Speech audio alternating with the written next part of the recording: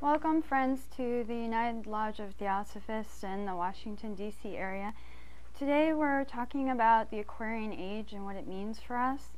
And I'm going to pass out a sheet which contains the 10 Aquarian axioms recorded by Madame Blavatsky and Mr. Judge about how life is built up by the sacrifice of the individual to the whole.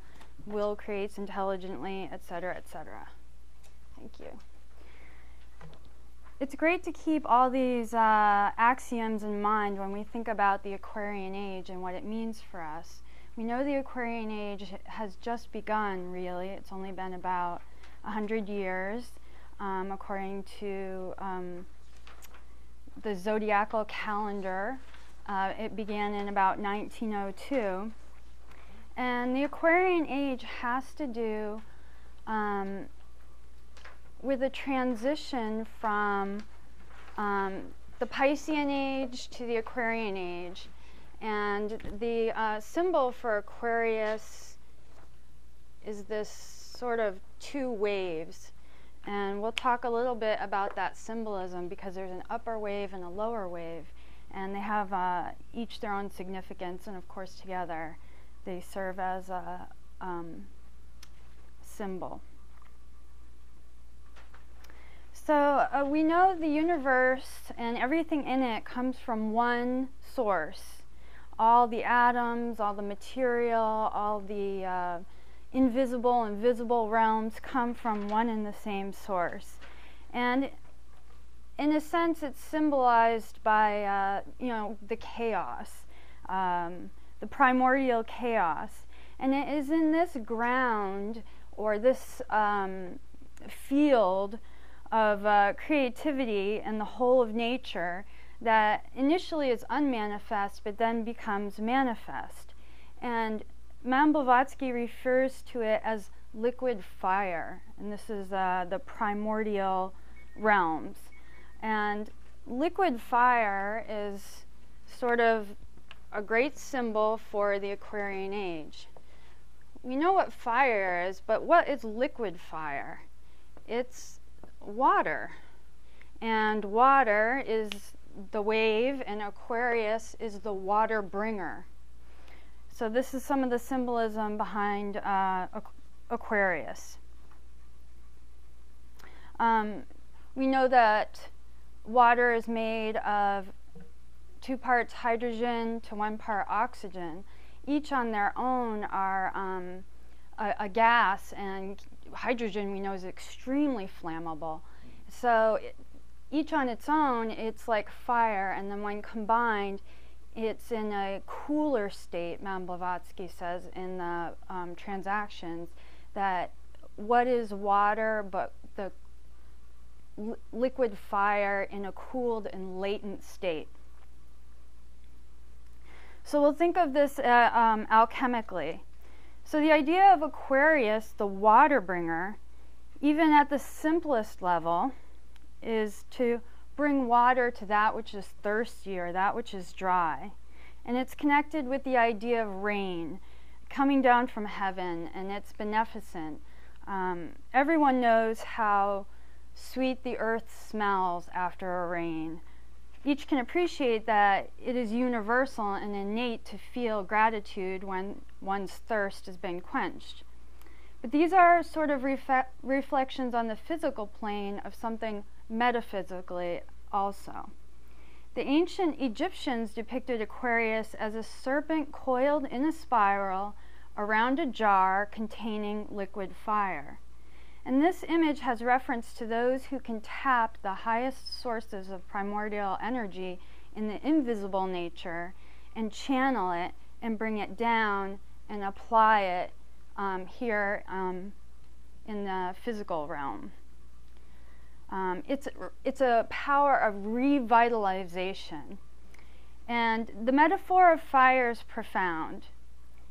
Anybody who sat by a fire and watched it can see that there's something going on within the flame that's really quite extraordinary. There's like an invisible color. The outside of the flame is golden yellow, but inside there's actually a blue. an electric blue, and that's the hottest part of the flame is blue. And it's said that the real sun, behind what we see visibly, which is yellow and burning, is that it's blue or like dark. And that has reference to higher realms of perception.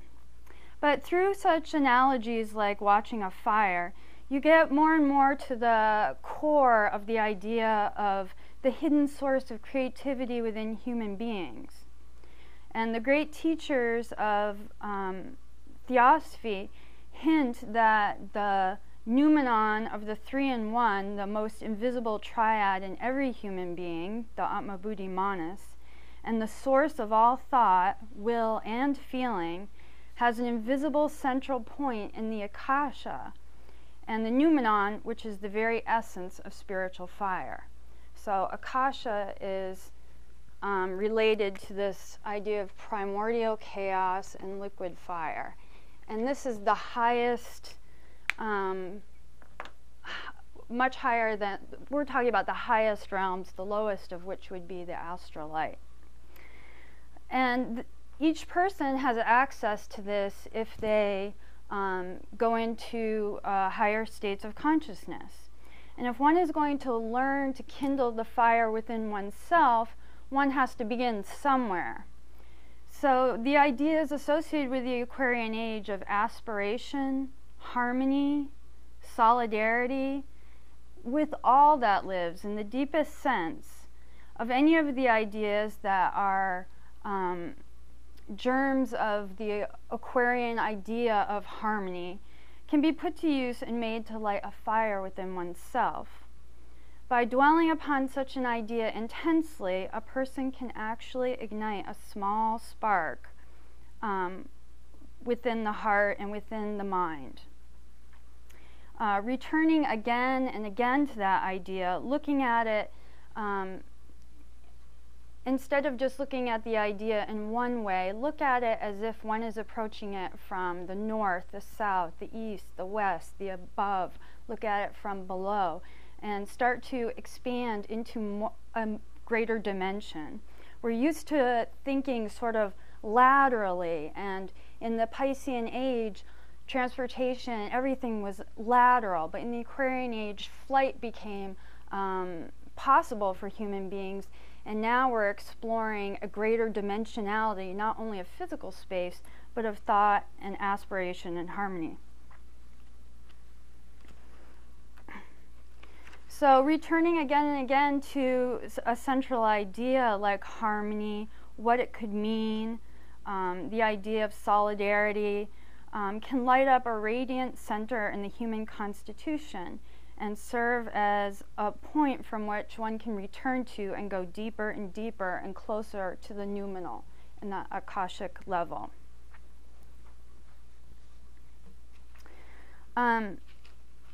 There is this idea of one pointedly willing the good. So that's in a sense when each person can go inside into, as Madame Blavatsky says, in secret in one's heart, and one's sort of, she says it's not prayer, but it's more like a commandment, because we are creators and we create our reality, we create our thought, we choose what to think about. So the whole idea of praying to something outside is, of course, not only false, but it's sort of a remnant of the Piscean age that we're going to, consciousness-wise, as all of humanity is going to move away from.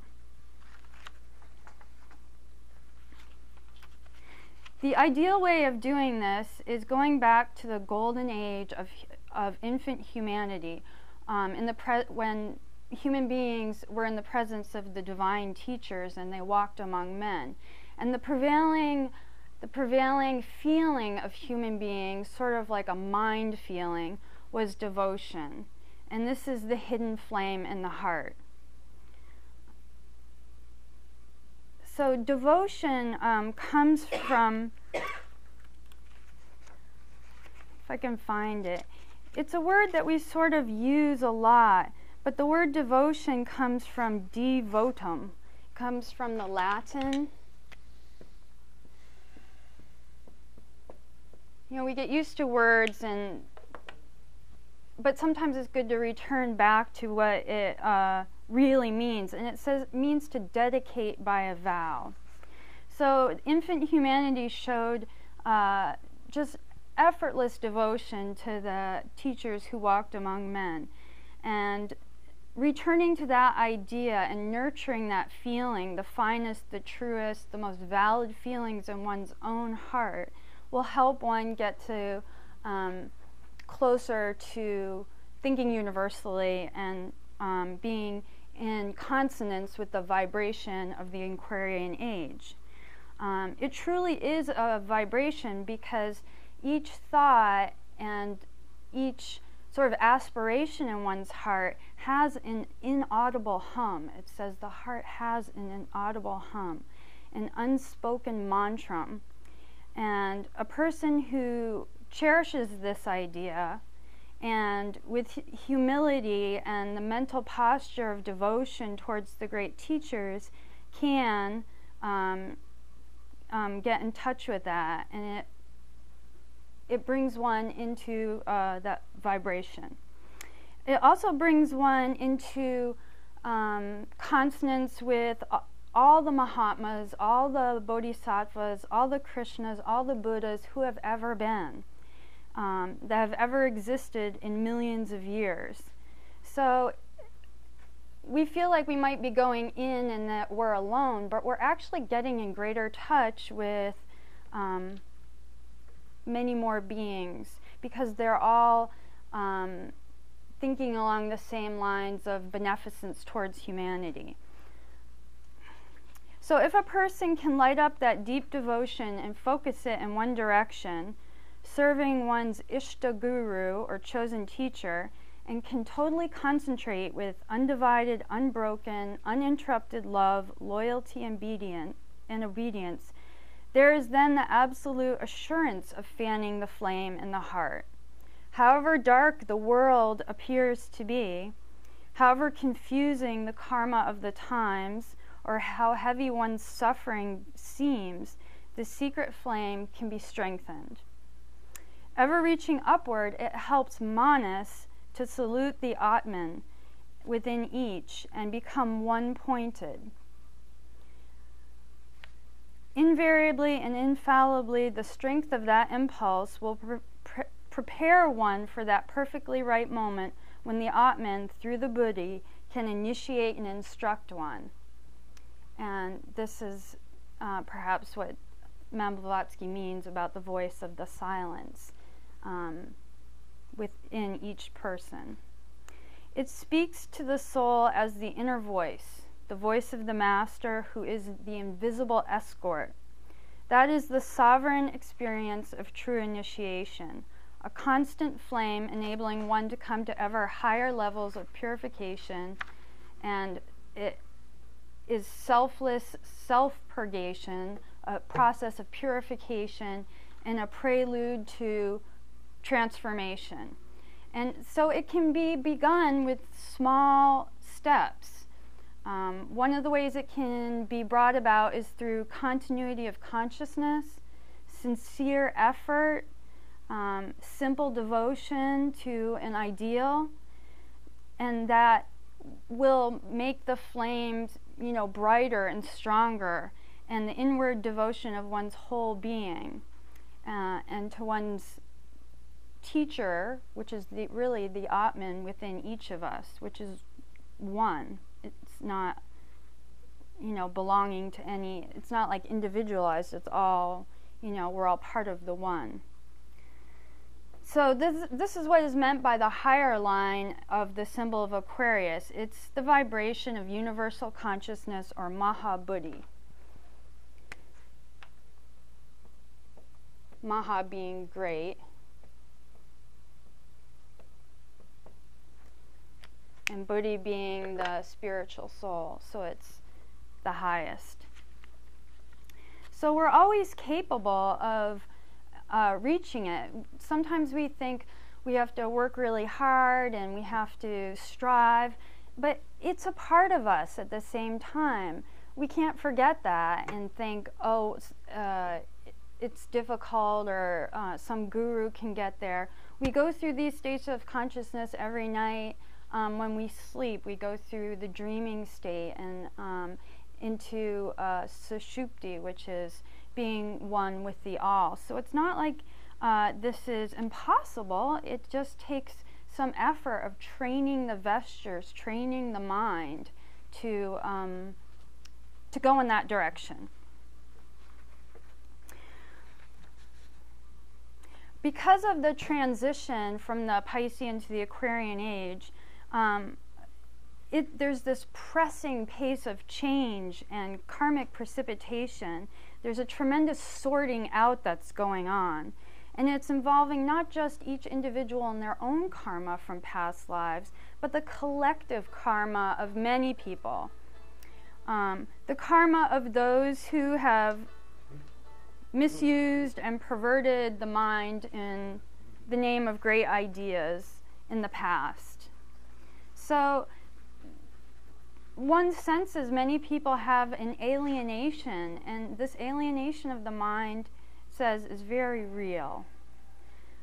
So that's where we need to have compassion, because people feel separate and they feel maybe lost in the tremendous amount of karma that's precipitating and sorting out. The only way to overcome this self-alienation is by attunement to the universal mind through the contemplation of universal ideas. It has to penetrate behind the visible forms to formless ideas. Each idea, even if it's simple, presupposes a larger idea behind it, which presupposes in turn a greater idea behind that, which is still more profound. So it's a gradual expansion until we transcend.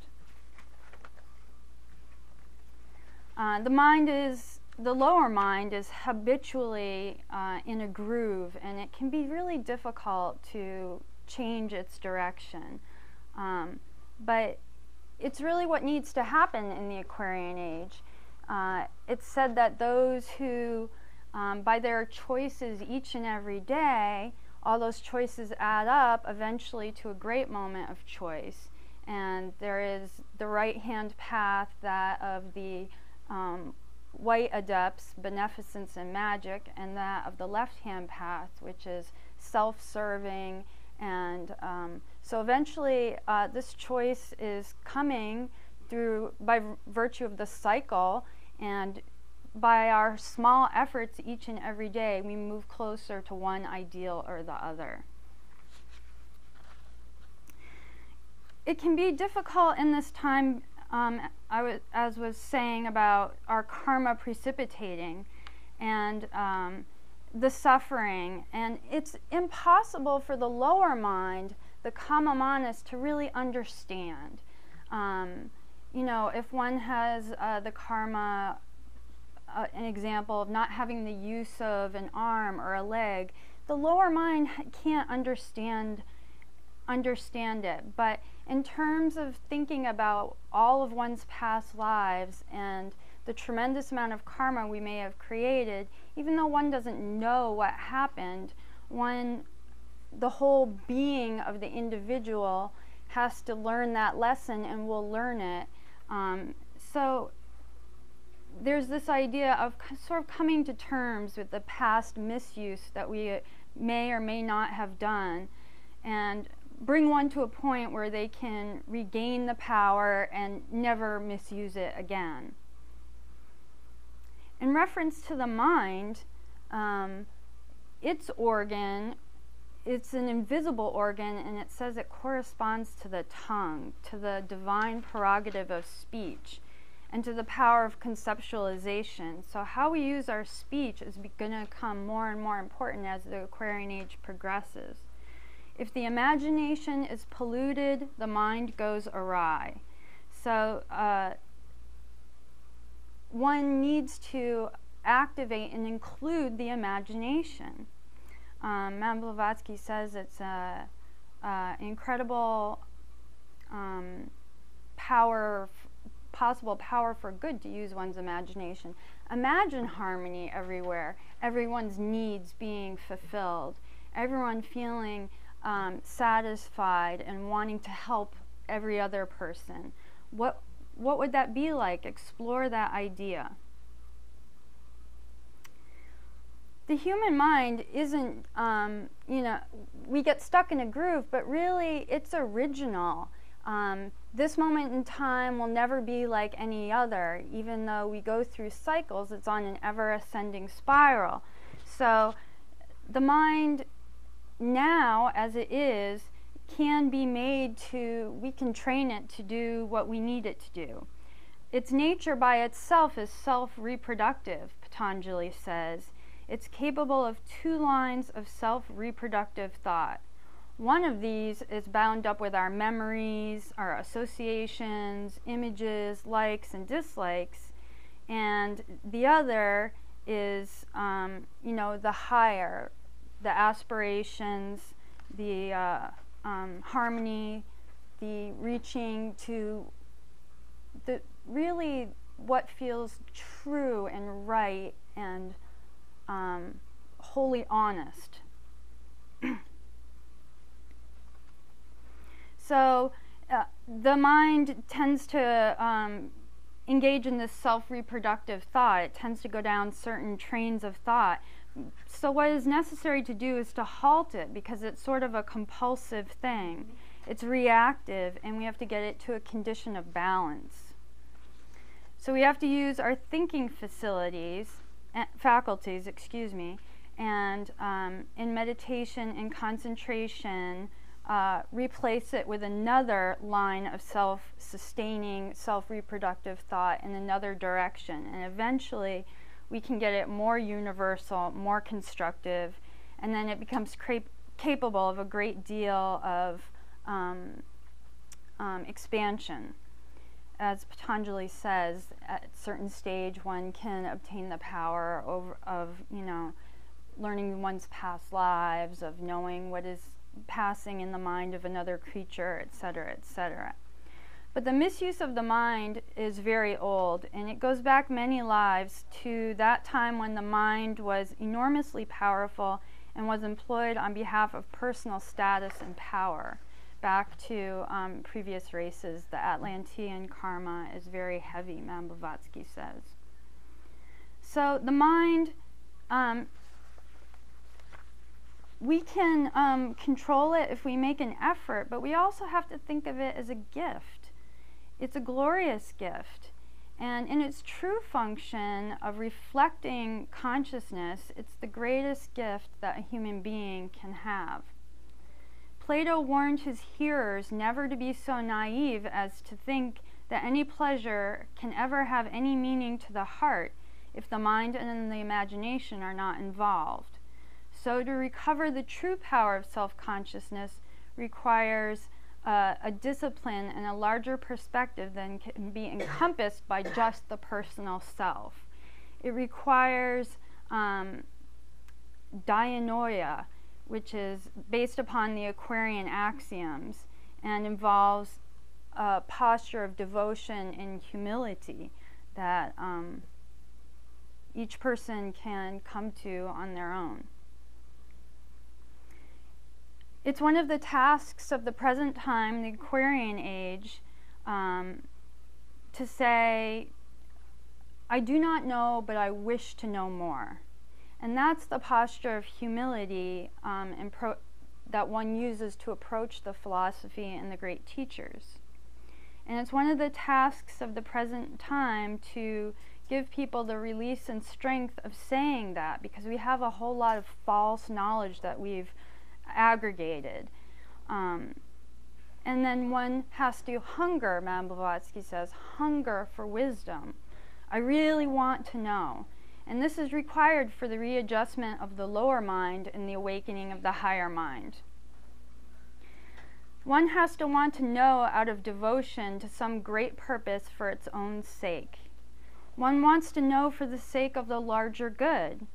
and hence must think of a larger good in the context of which one has no privileged access, where everyone is one and no one has any more than another. This is the ultimate Aquarian paradox, because one doesn't really know what the larger good is yet, but one is asked to think about it. And this is great discipline, it says, for the human soul. Keep thinking about the good of others, the good of all. Even though one doesn't know what it is, keep thinking about it. It's practicing dianoia, that awakening of the higher mind. Above all, in the process of doing so, one must totally negate any concern for oneself in the future. Through this practice, the lower line of the Aquarian glyph, the serpent of the lower self that had got coiled in the wrong way, is being stretched out and brought back to a condition where it can be subdued. Paradoxically, when one forgets oneself and one's own, the safety of the personality, then one's true purpose as a soul, one's deeper destiny, will speak to the voice of the spiritual heart. And it's the destiny of the divine prototype of every human being.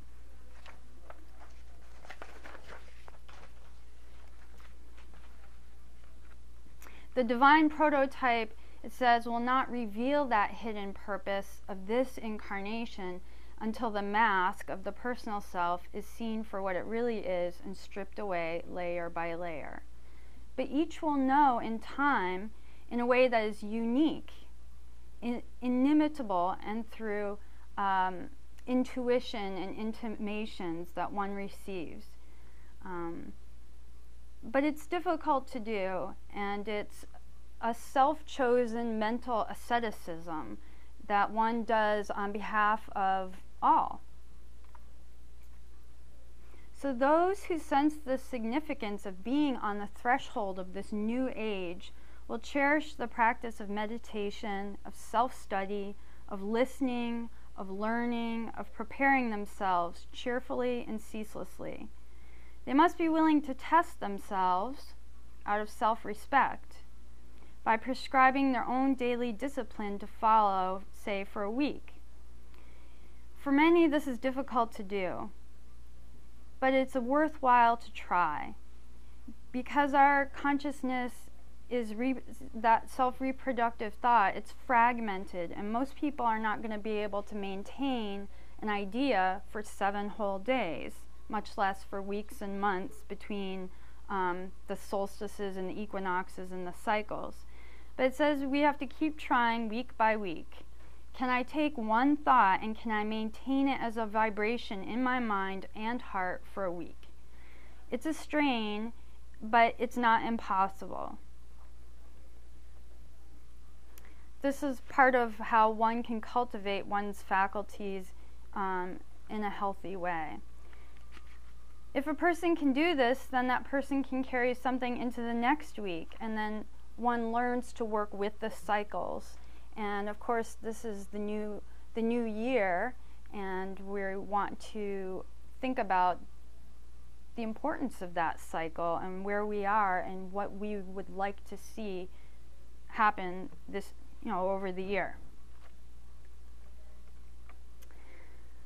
What happens when one does this is one significantly changes the ratio of elementals in the astral vehicle, and that will show itself on the physical plane to those who know, and each person who truly aspires to help others will receive unseen help themselves by all the Mahatmas and the Masters and those perfected beings who have come before us.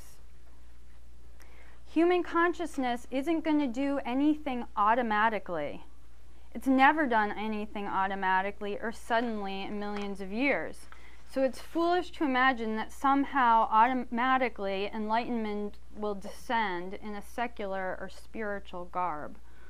All of this is the past, a ghost of the Piscean age.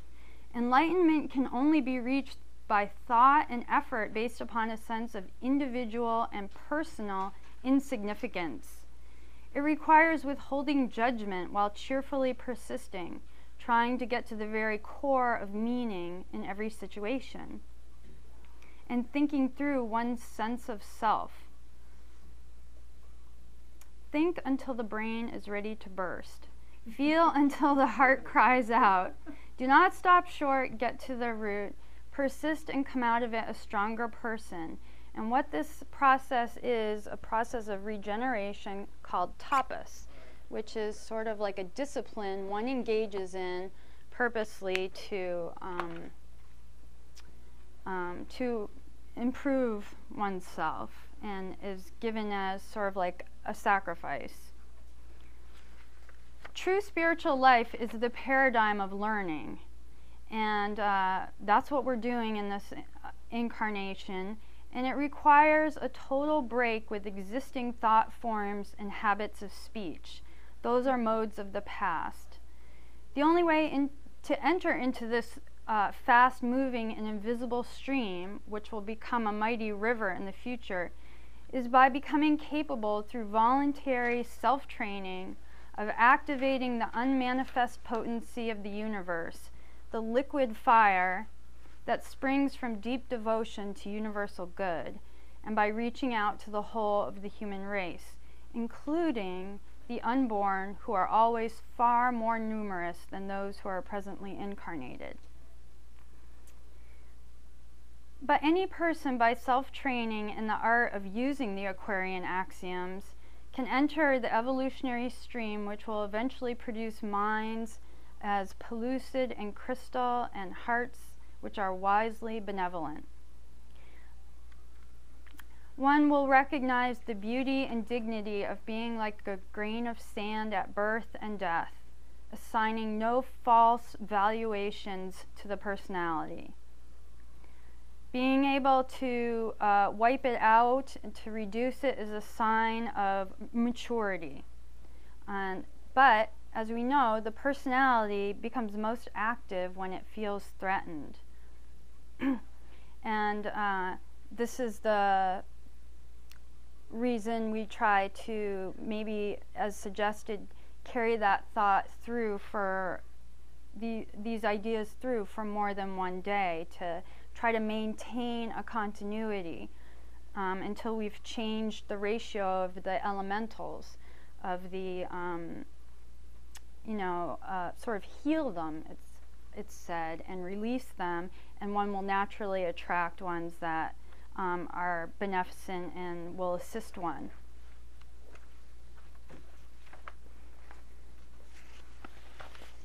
When individuals forget themselves, then paradoxically they discover themselves. When they see themselves as unimportant, they become important. This is the mode of self-definition and the pedigree of the twice born on the threshold of the epoch of universal enlightenment, the Aquarian age.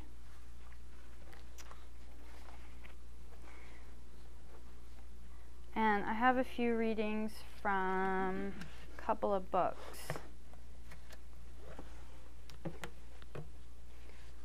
You know, in order to tap into the vast potential of soul wisdom,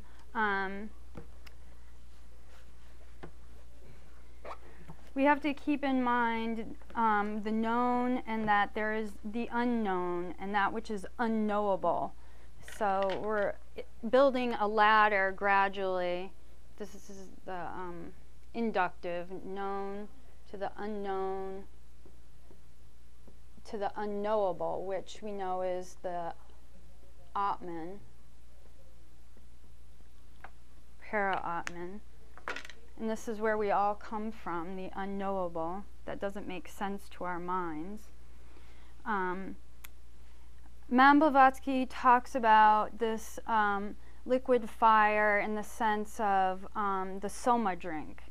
And the soma drink is, in mystical phraseology, the name of the sacred beverage drunk by the Brahmins and the initiates during their mysteries. The soma plant yields a juice from which that mystic beverage, the soma, is made. Alone the descendants of the rishis, the fire priests of the great mysteries, knew all its powers. But the real property of the true Soma was and is to make a new man of the initiate after he is reborn, namely once that he begins to live in his astral body. For his spiritual nature overcoming the physical, he would soon snap it off and part even from that etherealized form. Soma was never given in the days of old to the non-initiated Brahmin or priest because it's part of the mysteries or whatever. But the partaker of Soma, she says in the second volume, finds himself linked to his external body and yet away from it in his spiritual form. The latter, freed from the former, soars for the time being in the ethereal higher regions, becoming virtually as one of the gods, and yet preserving in his physical brain the memory of what he sees and learns. Plainly speaking, Soma is the fruit of the tree of knowledge. And she references this Soma drink because it's the arcane symbol of initiation, and that's where the Aquarian age, part of the symbolism of Aquarius means the water bringer, the relief, the panacea to the problems that we face. It's the drink, the water that's gonna revive the parched and thirsty pilgrim on his way back to home, his home, which in a sense is back to who we really are. So there's a lot more, but we'll take questions on the Aquarian axioms or on the Aquarian age or comments. Can you write the English dedication? Yeah, I was just going to write devotion. Dedication by a vow, because I wasn't familiar with that devotion.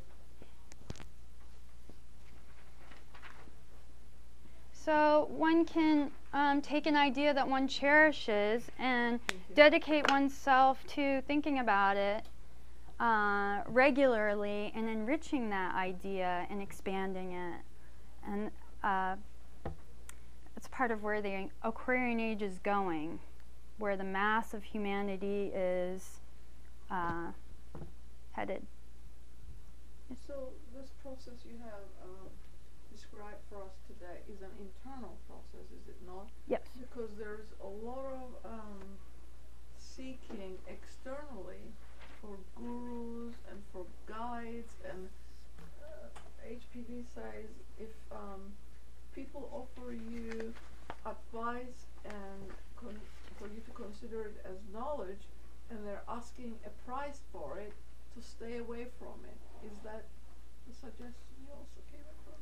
Yeah, there's no seeking outside.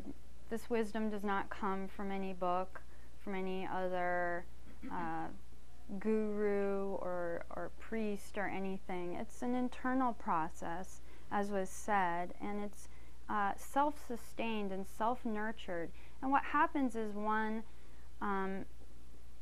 generates authentic self-respect, and that helps one to stand up to the karma, the challenge of continuing on the path. Like in the voice of the silence, there's that dauntless energy that fights its way to the supernal truth.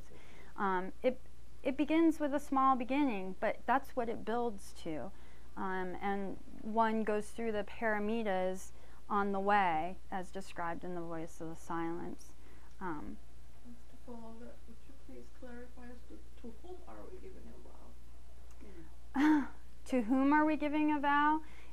It was said to one's Ishta Guru, which is the higher self, because any Mahatma or Bodhisattva or any person that has lived that we associate with the idea of a guru is, if they are truly perfected, they are one with the higher nature. There's no difference. So it can stand as a symbol, but eventually one will have to replace it with a different idea. it can serve as a stepping stone, but one doesn't want to get trapped with, you know, an image, because one is essentially trying to go from the manifest to the unmanifest gradually. And so Madame Blavatsky says we'll have an idea and it'll be useful for a time, and then we need to discard it and use something else to replace it as we gradually universalize our thought. Can I follow that with another? Sure. Well, the Ishta Guru is a personification when you have an ideal of it in your mind. But when you are actually meditating on the inner lines of your self, which you not in time actually get in touch with those beings who are on that plane. I think that's what you mentioned in your talk. Yes, one would get in touch with those beings because it's all one at that level. There's a galaxy of them. Yes, it's not like there's just one or two. There's more than perhaps we are aware of. I don't think Ishtaguru is in here, in her glossary. Ishvara, I think, is in the Gita, is it not? Yeah, I think that's Ishvara, the God within. Are you saying that Ishtaguru is the same as Ishvara? I think for purposes of this discussion, yes. There might be some subtle metaphysical difference the student's not aware of. Yeah. Well, basically the same person. Madame Blavatsky says that, you know, when she formed the society, she wrote this article, The New Cycle, and she said it invites everyone to participate in its investigations and discoveries. Whoever feels his heart beating in unison with the great heart of humanity, whoever feels his interests at one with those who are poorer and less fortunate than himself, whoever man or woman is ever ready to lend a helping hand to those who suffer, whoever is fully conscious of the real meaning of egoism, is a theosophist by birth and by right. He can always be sure of finding sympathetic hearts amongst us. Our society is in fact a small, special humanity, where, as among mankind at large, one may always find his counterpart. So that was sort of framing the idea of, you know, she was looking ahead to the Aquarian age. She knew it was a transition time, and she was planting the seeds. Okay, and I apologize, I came late, so I didn't hear some of what you said. Tunje mentioned something about a vow, and you give your vow to the Ishta Guru. So, what would that vow be, to the Ishta Guru? Oh, the idea of, we were talking about devotion, and the real meaning of the word devotion, when we get back to the word origin, goes to Latin, devotum, which means dedication by a vow. And we talked about how early humanity, when we go back to like the first races, had this spontaneous and abundant devotion to the spiritual teachers. So going back to those ideas, something like that feels honest, feels true, feels real, makes one feel attuned to humanity. To take an idea like that and to explore it from all angles. We talked about how in the Piscean age everything was lateral in movement, but in the Aquarian age we've got the dimension of depth, that flight became possible. People went into space and took glorious pictures of the Earth. It looks like a gem, you know, to explore an idea from beneath, above, from all directions, and that helps us in the expansion. But to carry it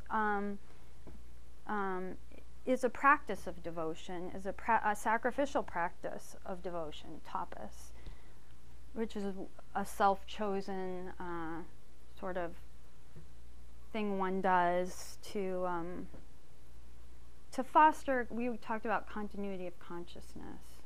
So the more we can make it continuous and concentrated, the more we're refining the elementals of the vestures, refining the mind to reach up to the higher, to the primordial, to the Akashic light, the primordial fire, the liquid fire she talked about.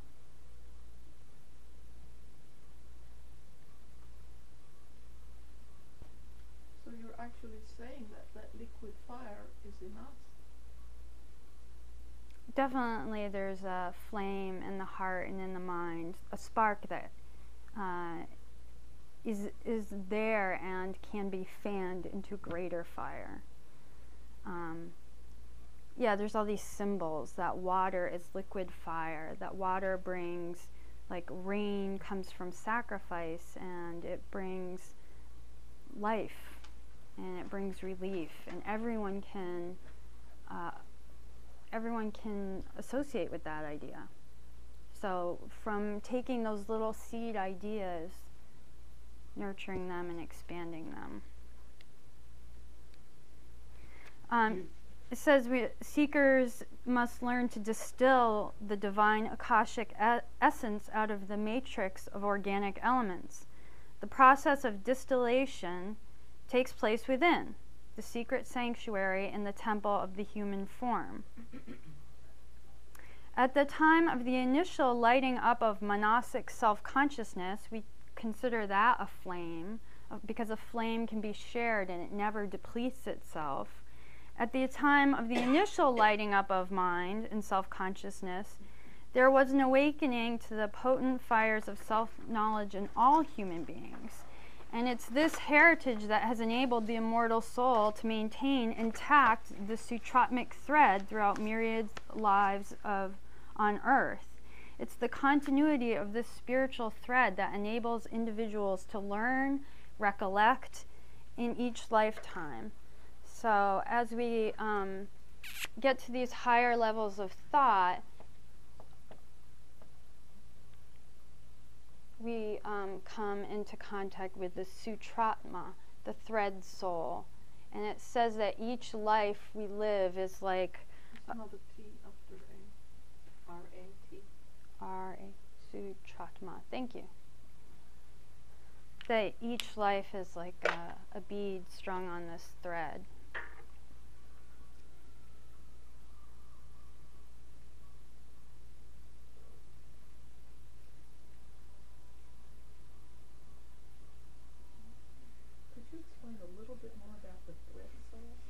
Sure. Explain more about the thread soul. Well, it's, as was said, goes that which connects all the lives and allows us to recollect. It's sort of where, all the essence of all the lessons we've learned. She says literally the thread of spirit, the immortal ego, the individuality which incarnates in men one life after the other, and upon which are strung like beads on a string his countless personalities. The universal life-supporting air, universal energy, and samashti pran, I don't know, some Hindu. Is there anybody that'd like to add to that? I had a different question. Oh. I'm sure there's more that could be said. But I think one thing that comes to my mind is that the Sutratman can only retain from the personality all of the higher aspirations that the lower physical ones drop. At the death of the body. That's what I read. Okay, here's a little bit more about it. So in our everyday condition, we're sort of protected by not knowing too much about our previous life, or too much even about the immediate future of this one. So since we learn to live in ignorance of the unknown, and at the same time we have to venture out on the basis of what we do know, it shows that there is an indestructible element in every immortal soul, which enables each human being again and again to make a fresh start.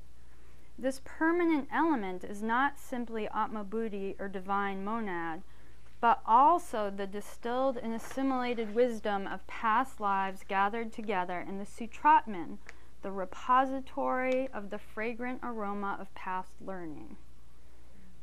So it's those things that we assimilate and become a permanent part of the sort of character of the individuality.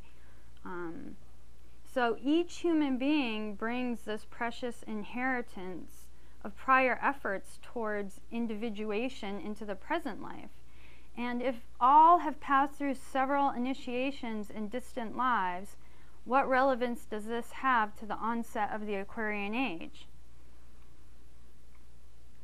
Well, sort of what we talked about. But the Aquarian age has already brought about an unprecedented heightening of self-consciousness, and it holds a tremendous potential for the future.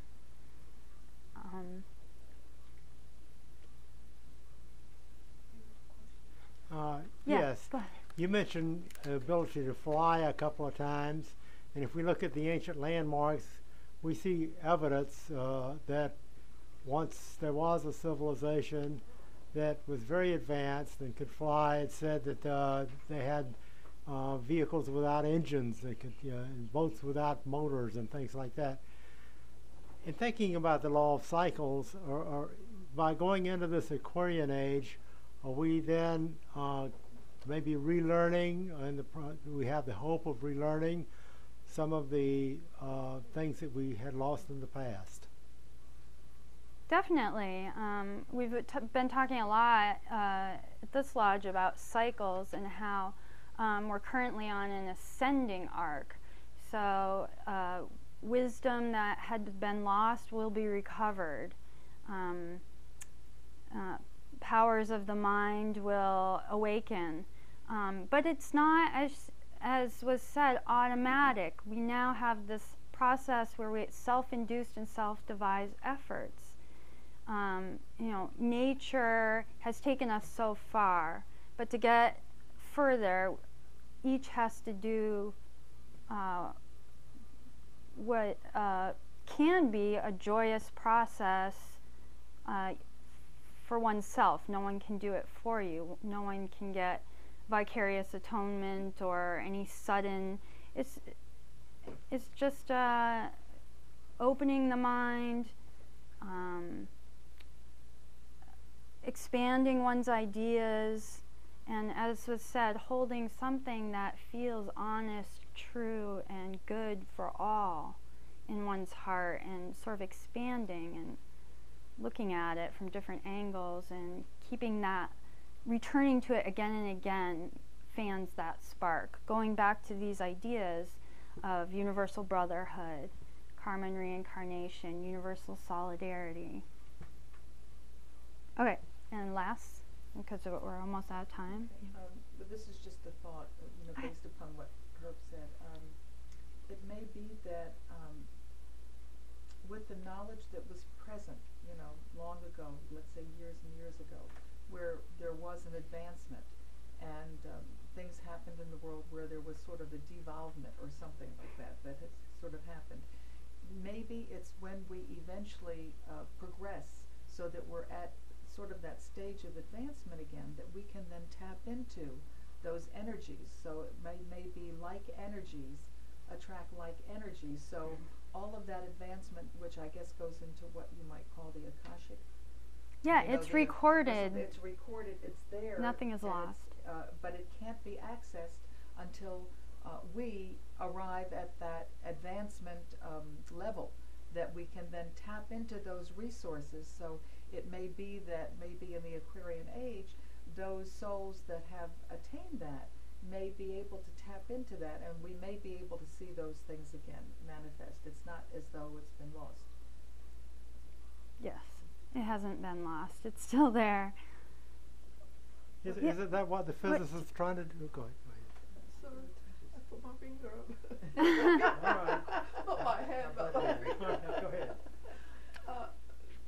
With this distinct realization that those realms that were described in this talk are the highest, and it can only be accessed by those purified souls for the benefit of all. It is a spiritual energy, and it is detrimental if we have not purified ourselves trying to reach there, because it also kills as well as gives life. And this is HPP's statement, not mine. It's not psychic energy. And when it becomes personalized and you're changing from universal to personal, it can kill, because you cannot access it for the benefit of yourself. That's why it is a necessary step to, what's the right word she uses? Effacement of the self with the lower S. Yeah, we could say that the Aquarian Age is typified by the concept of vertical ascent, whereas in the 19th century and before the Piscean Age, the idea of horizontal movement was far more prevalent. So we go from small things, the known, to the unknown, to the unknowable. Okay, and thank you very much. That's our talk for today. We can continue the discussion. And next week is Diagrams of the Secret Doctrine.